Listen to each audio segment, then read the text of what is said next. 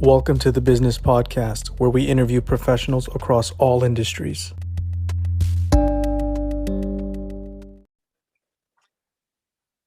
Hey, it's Ayman. Welcome back. Today we have Matteo Tagliariol. He's a fencing champion known as the King of Sword, a proud father, and the founder of a soon-to-launch business event company. Matteo, it's a pleasure to have you here. How are you?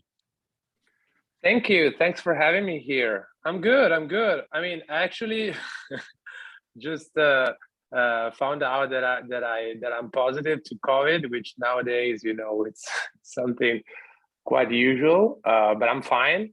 I'm isolated to my family. Everyone is fine. So I just have to wait, I guess. Yeah, well, you know, thank you for making the time to speak under that condition. I hope you recover fully. Maybe you can kick us off. Tell us a little bit about yourself and maybe share something most people wouldn't know about you. Well, people know, people know the surface of my career, meaning, winnings, but not a lot of people, I mean, people can imagine the fact that behind victories, there's always, a lot of work. And I've always been a really hard worker. And, I started actually having this mindset.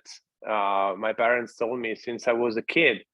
I always had the mentality, that the focus, and mostly the goal settings. So first time I said that I wanted to win Olympics, I think it was like when I was like 8 years old. I started fencing when I was 6. And basically I decided to win Olympics because it was the hardest goal to reach. And that's the way I am. I love to aim at the what most people think it's impossible. So that's what I was, the way I was when I was a kid, and I think that's the way I am now. So that's what I love about sports, the goal setting, and and knowing that if you work hard, at a certain point you can actually reach that goal. Well, congrats on that success. How about a bit of context around how you got started professionally? Maybe you can walk us through that from what you did to begin your career up until what you're doing now. Yeah. So I was, what the kids now, probably sorry. So when I was a kid, I was very energetic, okay, and probably I had a little of uh, attention deficit, what they call it now, and I had struggled to focus on one thing.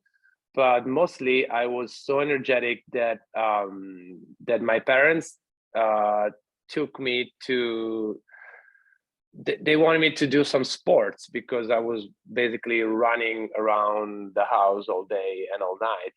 And so I actually started sports when I was very, very young, at 2.5 years old, 3 years old. I started with swimming. And then I was living in, I come from Treviso, which is in the northeast of Italy, and we are quite close to the mountains. So when I was 3.5, I started skiing. So when I was a kid, I was doing swimming and skiing, but and I like those sports, but I was doing them mostly to learn something new, like how to ski, which for us it's like quite normal because we are close to the mountains.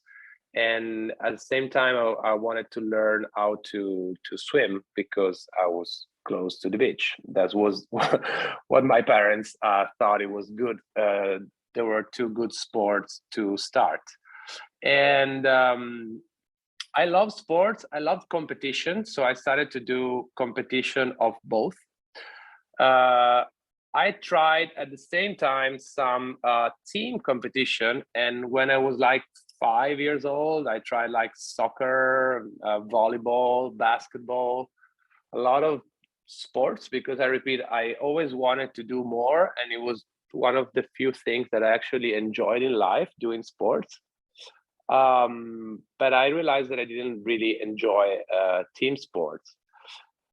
In the meantime, I had like this passion for blades, which sounds weird, but as a kid, I love like swords and all of that stuff in a like fiction way. Like I was watching actually cartoons about musketeers or robots, that some of them had swords in it, and my mom was reading me books about musketeer, and I actually started playing fencing by an amount of coincidence, because I had this passion, as I told you, for swords. And one day I was watching TV, and I pushed the wrong button of the TV to turn on the TV, and instead of going on the channel with my cartoon, I accidentally came up to a fencing competition. So I realized that that sport was very similar to the books and the cartoons I was watching. So I asked my mom, what was it? And she told me that it was a sport that the musketeer were playing, And in that moment, I said to my mom, I want to do that. And luckily, my grandpa, who had a newspaper stand, he was selling newspaper, knew the coach of my the fencing coach of my town, because he was one of his clients. And so basically the day after, I was in the fencing gym, and I never stopped since then. So I started when I was 6. Now I just turned 39. So that's the way I started fencing. Well, that's a very nice to hear story, because you just happened to switch the wrong channel and you found your passion. Not a lot of people necessarily do that. They turn on the TV and right in front of them is their passion. So congrats on that. And it's cool that your Yeah. grandpa knew the coach. You instantly were able to start training at a young age. So, So in my town is very small, and it's, plus my grandpa, he was he was selling newspaper at the time, but before he was a journalist, so he was writing in some sports newspaper, so he was actually quite well known. So yeah, small town, plus everybody, and that's it. totally. And maybe you can go back to that time when you were first beginning to train in fencing. Do any interesting stories come to mind around the kind of training you needed to do so you'd compete? Were there any specific battles that you had where you think of them often? Yeah. I sometimes when I speak to some friend of mine, I go back to that time, because the training method now has changed, and back in the day, teaching fencing is not that easy, because it's a very repetitive sport. I mean, it's various on the moves, but you have to learn them very well, and the best way to learn them is to like do them thousand and thousand of time, and you're not really ready to compete till at least 1 year. So you have to imagine, try to train a kid of 6-year-old that was actually really energetic, as I told you, and and what was cool about my old coach was the fact that he was trying to keep to making me do the boring stuff, let's say, but hiding it from me. So I was always asking him, I think since day one, when are we going to actually fight? You know, because in the beginning you have to like learn all the moves, you have to do a lot of drills, all of that stuff. So I was asking my coach, when are we going to fight? And he told me tomorrow for 1 year. And I show and I showed up like literally every day, asking him this, and he told me tomorrow, and I did that for literally 1 year. But that's you know that's the difference between the old way of fencing and now. You know, a lot of people tell me that my form, my way of fencing, it's very beautiful to watch. It's very correct. It's very precise. But that precision comes from doing that in the beginning, and now I think this is a little lost. Everything is going very fast, but I think you're losing a little bit of this way of training that, in my opinion, is mostly at that age. It's very good also for mentality. Like I was very I was a person that didn't have any patience, and it reminds me of Karate Kid. When he wants to like fight, and every day is like cleaning the car or doing all the other stuff. And my coach was very similar to Mr. Miyagi, and he was very, very calm, and I learned to be calm and driven by doing this. That's really refreshing to hear, having a coach who would keep telling you the same thing every day so that you can develop the patience. And as you mentioned, it makes your form very distinct in comparison to others, and in comparison to today. What other opinions do you have about the sport of fencing that you've seen evolve from the time you started to now, that you like or that you find interesting?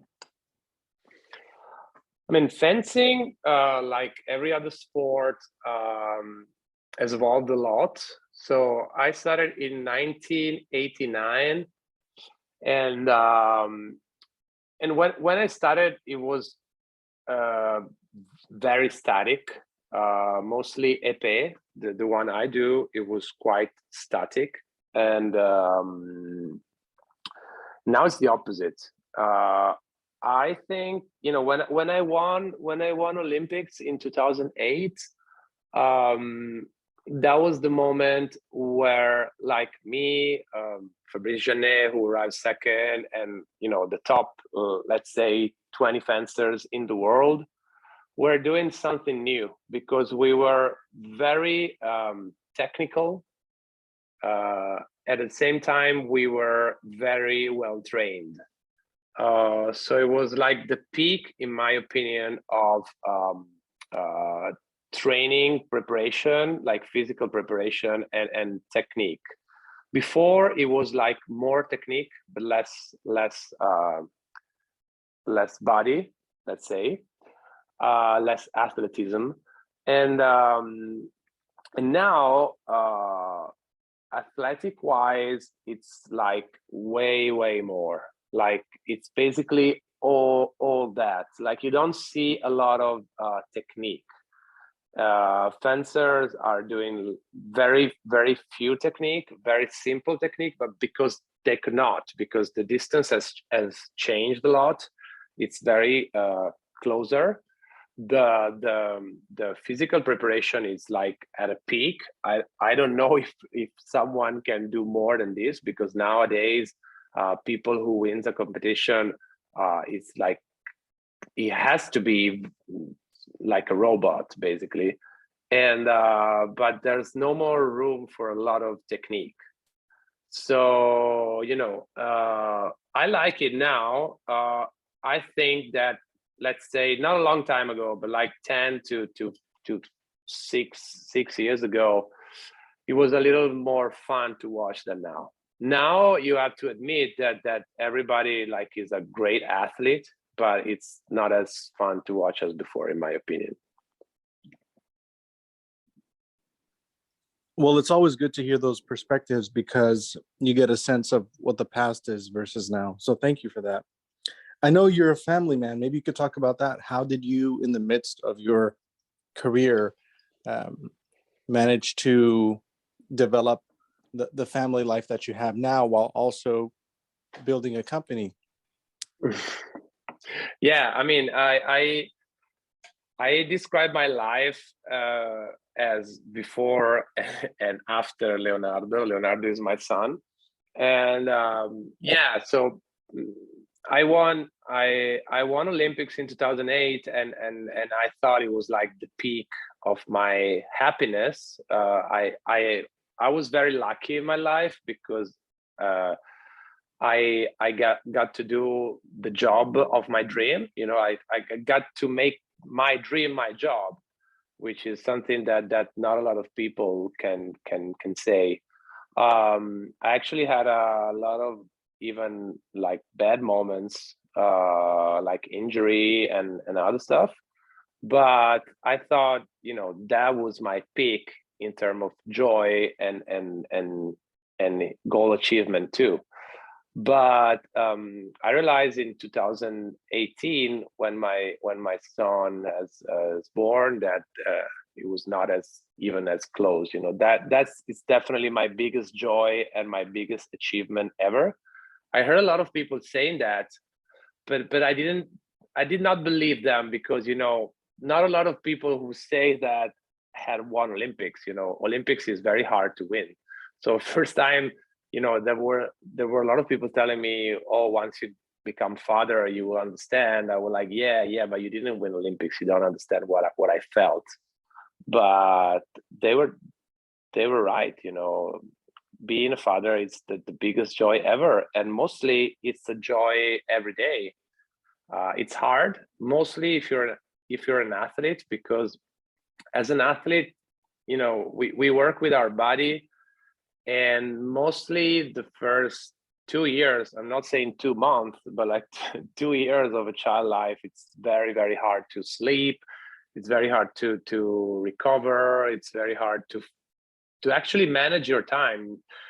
As athletes, as pro athletes, I speak in plural because I know a lot of them, and we are very good at time management and decide what to do in our day, and that's the thing you cannot do with a child. Like you plan something, and 2 seconds after you have to make another plan because it's very, very hard. And plus my partner Martina, she's an Olympic fencer athlete too, so we are both in the, like, I cannot count on her in that term. We have the same problem, meaning when we have to leave for competition, when we have to sleep, and it's nice because we understand each other because we have the same kind of life. But there are moments where we cannot, unfortunately, rely on each other for the kid because we are in the same situation. So it's even harder. But I mean, we managed to do it. Mostly her, because after pregnancy, coming back to competition, it's not that easy at all. I think I'd help her a little bit with training and with the mindset, but I'm very proud of her on making it and actually going to Tokyo Olympics after giving birth, and coming back with a medal. So I'm super proud of her. But I mean, it's hard. It's hard, but it's super joyful every day. And at the same time, being a father helped me to consider life on a different perspective. I had to redefine goals. I actually had more fun in doing what I was doing. And in the beginning, I was thinking about quitting fencing, but actually being a father helped me continue, because I decided to do it for couple of more years just to have fun, and I'm actually having fun, and I'm actually on the run for this year's world championship by having fun. So I'm super happy, and I'm trying to do my best. Well, congrats on that, and of course on your wife winning a medal after shortly before giving birth. That must be great. I can Yeah. imagine, or would like to imagine, when you both want to just unwind, you probably spar with each other, and that might be cool.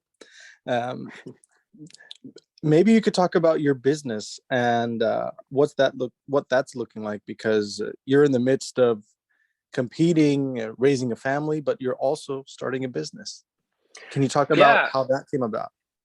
Yeah, as long as I had like 30 minutes of free time a day, I decided to to actually, start something new. No, actually, I was during quarantine. During quarantine, I was doing this business course online, and because I wanted to learn something new, and I wanted to actually use my athlete skill in the quote unquote real business world. I was like, I think that my skill can be useful once I actually quit fencing. Let us see. Okay. Sorry for a second. I'm gonna drink some water.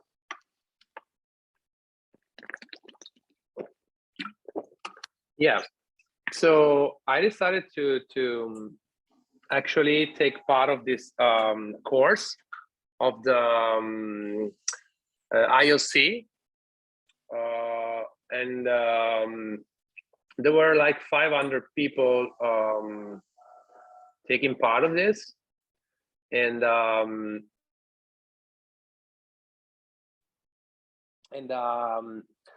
basically it was a business course, and it was called Business Accelerator for Athletes.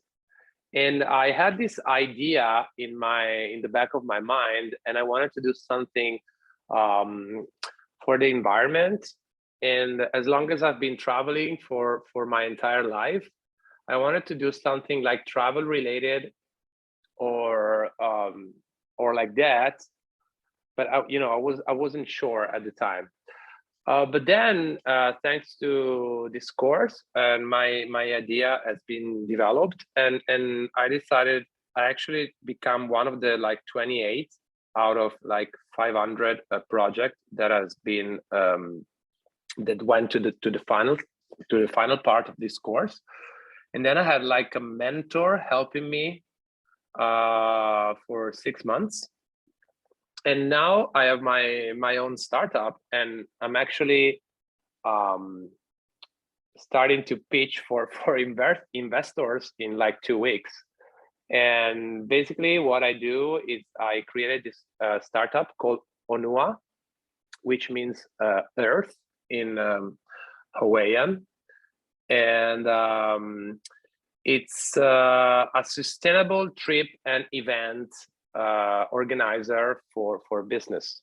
So what I do is basically we set up mostly events like dinners or meeting or team buildings and other stuff for businesses, and we set up in a sustainable way, zero to very low impact. And because I made a research, and I found out that business in general and business events are very dangerous for environment, so also trips.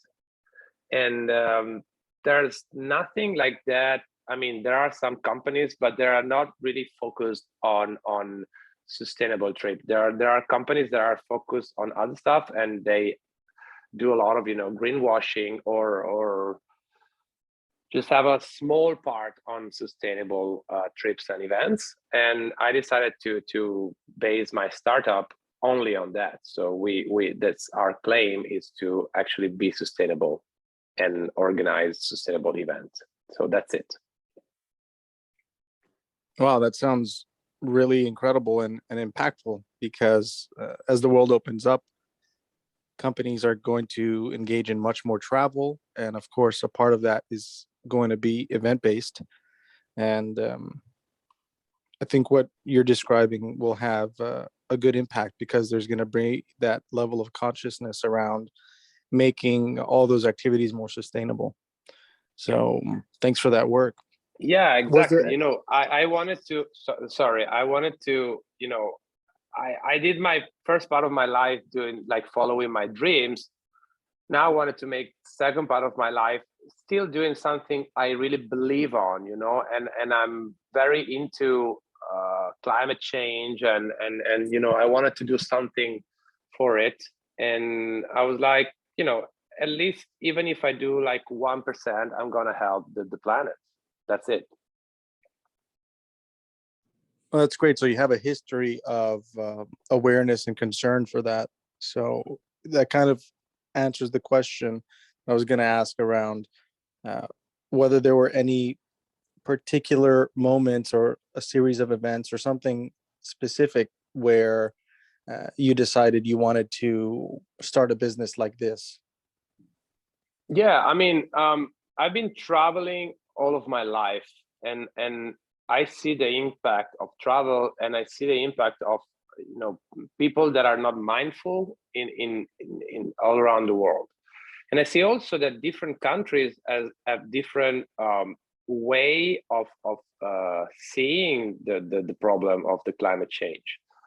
So I think that now that the world, is becoming more and more one world, because we are all connected, and the problem, in Australia are going to be the same in the US and in China and in Italy. We are all facing the same good and the same bad. I just wanted to, use my position to bring awareness, and at the same time, years ago I read a book about this ancient Japanese philosophy that it's called ikigai. Ikigai, it's like the meaning of life, and I always like books about philosophy in general. And reading this one, I realized that my ikigai had to be something related to hosting, or something like travel / hosting, and something sustainable for the world, because that's something I really believe in. So starting from my ikigai, I developed this idea of doing something for like traveling or hosting oriented, and the world, the planet. In the beginning, it was the business was not related only to other businesses, but I decided to focus on that because I seen that that's the beginning. That's where it's needed most, in my opinion. And then I would love one day to make it also customer based. That's fantastic. Well, it probably goes without saying that the future seems very bright, and you're probably very excited around where that startup is going to take you. But at the same time, where your championship competitions are going to take you, as well, as you're having lots of fun throughout the process. So it's definitely been a pleasure speaking with you, Matteo. And if we could switch gears for a bit, and you had the chance to go to any point in history and meet with anyone, who comes to mind? It's a question that I already did to myself a lot of time. I think the first person that comes to my mind is Bruce Lee. I wanted to meet Bruce Lee. Or the second one is Marcus Aurelius. These are my two, like my two person I wanted to meet. Marcus Aurelius, because I share a lot of his philosophy. I actually did classical study in school, and I always wanted to know the way he really was, you know. I mean, he has been written also a lot about his weakness, not only about like his strengths, but I just wanted to know like a day of Marcus Aurelius in real life. And mostly it's the same about Bruce Lee. Bruce Lee, I love him more as a philosopher than as an actor, because I mean, he was a great actor, but I read all of his books, and I think he was like a modern philosopher. And that's it. Those are the two person in general that I wanted to chat about. But we can discuss about it like all day, because I a lot of time I think about the past and the person I wanted to meet, and that they are a lot actually. Also like rock stars, and but also normal people, about like different time eras in, you know, I would love to travel in time in general. Yeah, that would be great. And it would be cool to understand how Bruce Lee came up with those ideas and uh, melded them to put together Jeet Kune Do. Like you mentioned, you read his books, and that's a great one. Yeah, yeah. So it's been a pleasure speaking with you once again. And until next time, Matteo, maybe you can share a parting thought.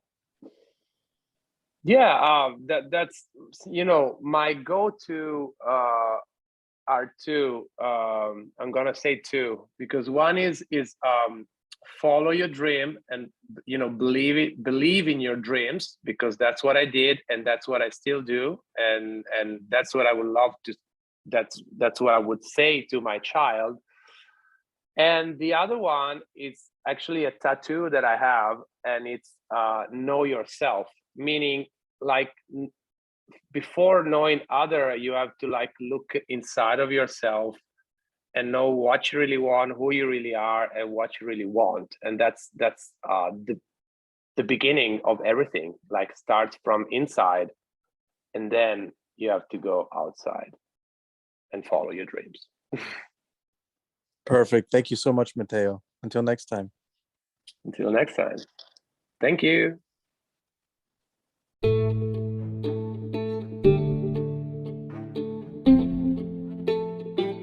Thanks for attending the Business Podcast, and stay tuned for more episodes.